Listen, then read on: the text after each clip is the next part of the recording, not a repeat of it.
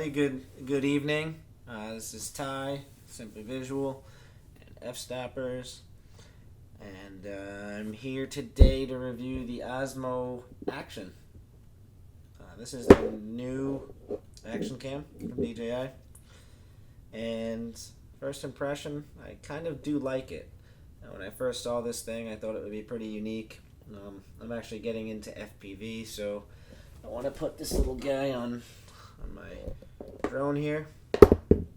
So in the next couple days, I'll be figuring out how to mount this thing on top. But in the meantime, I'm just kind of doing a quick hands-on review with the thing.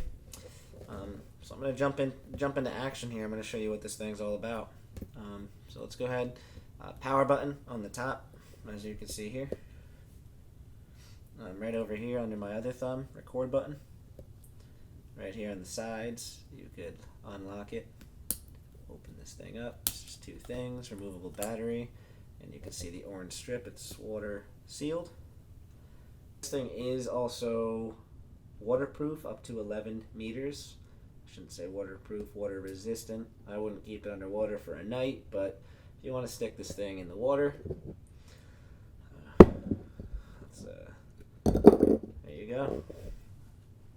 And you can see it's doing just fine in there. Let's press record. There you go. So it works well. I think it's going to be a really fun device to go out there and explore and use. I got my desk all wet now. And another thing that you're going to have to remember is when you dip it in the water or something like that, you might lose a little bit of touchscreen functionality. So you're going to want to bring a towel with you if you decide to put this thing underwater. I'm going to dry this thing off real quick and go over just a few more features. So you can see on the side we have a quick shot button right here, and that's going to just let you change your modes and all that good stuff. Let's turn this thing on. And I'm just going to be real brief here, take you through some of the settings. So on the side, like I just said, quick select button. So go ahead and push that. That's going to take you in. You got video, you've got HDR video, slow-mo video, time-lapse, and photo. So right now in our video mode, if you want to switch the settings, swipe up from the bottom. You can see right now we're in 4K at 30. That's a really simple thing. Resolution on the top, frame rate on the bottom. Makes everything pretty simple. 4K up to 60 frames per second at 100 megabytes. And this jumps all the way down to 1080p at 24. Or if you really want to go there, 720 for slow-mo, but I don't know if anyone's using 720 anymore. Easy to switch things around. I'm probably going to be shooting in 2.7K at 60. Especially if I'm doing some drone stuff. Fairly easy menu to navigate. One of the features that DJI added to this thing is called Rocksteady up here on the top. I know they're known for their 3-axis gimbals, and I know that the Hero 7 over here, yikes. This little guy has something called Hypersmooth. I know it's actually done really well, so I think that DJI's Rocksteady is going to have to kind of keep up with that. I'll do a size comparison at the end of the video for you guys so you can see the difference. Let's go back into the settings here. So you can see there, you've got all those settings.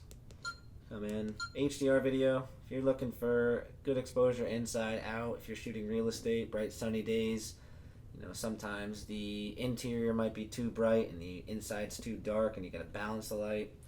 HDR is going to be able to help with that, but you cannot use real steady, at least not yet. Don't see it up here on the top, but you still have the same resolutions, 4K at 30, 2.7K at 30, and 1080p at 30, so you can't go above 30 FPS. Next mode, we'll jump into slow-mo. This is shooting in 1080p at either 4 times or 8 times, so you're getting either 120 FPS or 240 FPS here. Now, the last one, we got time-lapse and we got photo. Time-lapse, simple. You got your interval upstairs, and you've got your video duration downstairs. So this stuff is made so easy by DJI. From their drones to their consumer products, everything's made to be as simple as possible so you could jump in there and change it quickly. Photos, I think this thing's doing a 11 megapixels. You could shoot both RAW and in JPEG, and you could also set a timer and stuff here. You could shoot 16:9 or 4:3. I'd leave it in 4:3 without a timer. It depends on what you're doing. Other than that, I just want to show you a few quick things in the menu. Swipe down here and you could get into your menu and everything. You could set some custom user profiles here. That should be pretty helpful. You can adjust your brightness up, down real quick. Lock the screen locked, gotta swipe it up, come back in. This will allow you to access some more settings. So you can see in voice control, I'm going to shut this off so I could read the commands to you. You have start recording, stop recording, take photo, screen switch, and shut down. Now one of the best things actually is screen switch. So if I turn this on and I come out of here, I could say screen switch, boom, it flips right over, and there I am. So let me just take a quick picture of myself for you guys. I'll wave to that camera, and boom, beautiful. So as you notice, it can only be on one screen at a time, at least right now that's the case. Screen switch, boom, right back, come around. If you're looking to access any other settings, any additional settings, you're going to want to come into, let's say, take into your video mode here, and you want to access other things. Boom, swipe on the right. I set my max ISO to 800. I'm not sure how good this is. It goes up to 3200. Honestly, outside, you're probably best keeping this thing around there. And my EV set to -3. You could also control things manually.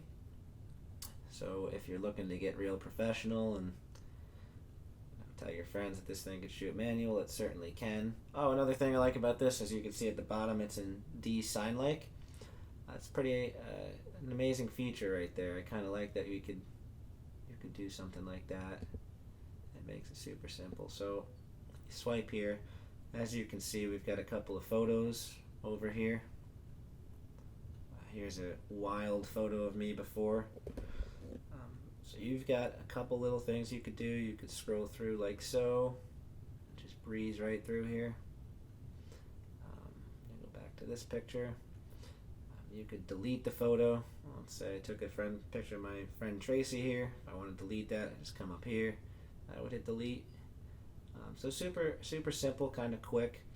Coolest thing about the back of the screen, it's going to display your settings and all that jazz. I can come in here and I could favorite the picture.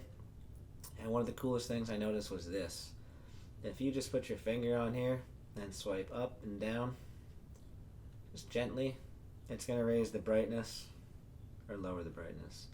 And on the right side, it will raise the volume and lower the volume, but I guess you'd have to be on a video for that. There you go. So nice and simple. On video it does both.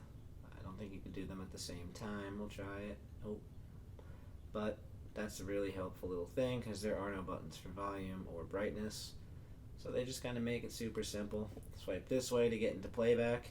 Swipe back to get back. Swipe this way for extra settings.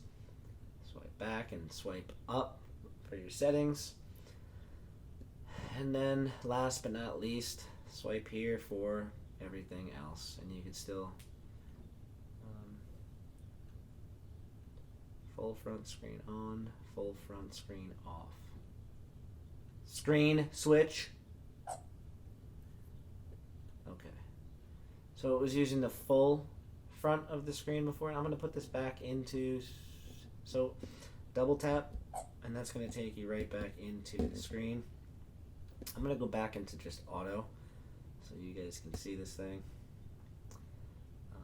So again, double tap, 2 fingers, flip that thing around, and there I am. So DJI also gave me a couple of filters here.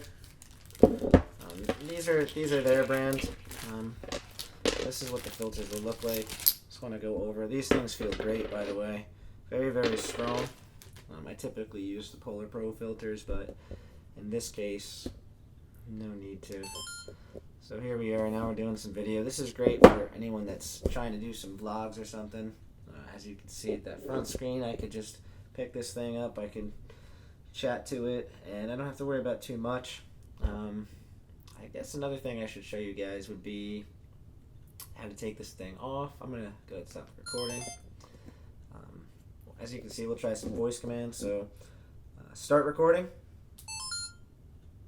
and stop recording. Screen switch.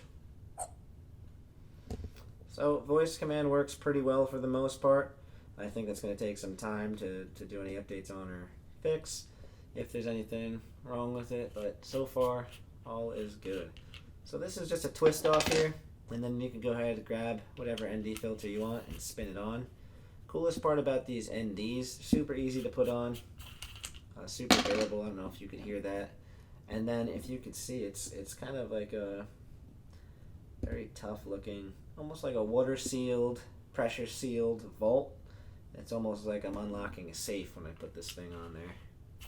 So overall build quality feels great. I am impressed with this thing. Last thing to show you, charging. You've got USB-C and your micro SD in here. You could go up to a 256 gigabyte card. On this, I'd recommend at least a 64 probably if you're shooting in 4K. 32 will just get you by for the most part. USB-C, it's fastest data transfer right now. It's also Thunderbolt 3, if you guys don't already know. And yeah, that's it. So this is the Osmo Action, and I'm excited to test it out. And I'll also just do a quick side-by-side comparison with this and the GoPro for you, so you can get an idea of size and all that funky stuff.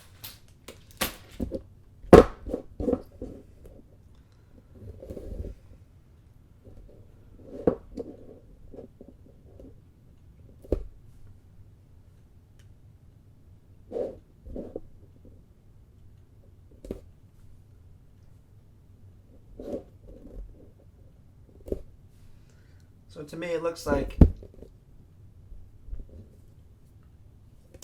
I don't know, they're both sharp looking. I haven't been able to use the GoPro too much. In fact, this isn't even mine. I stole it from my friend just so I could compare it to this thing. But I will be testing both of these things out on the drone mainly, and I will let you know what I think of them for real when I can start using them.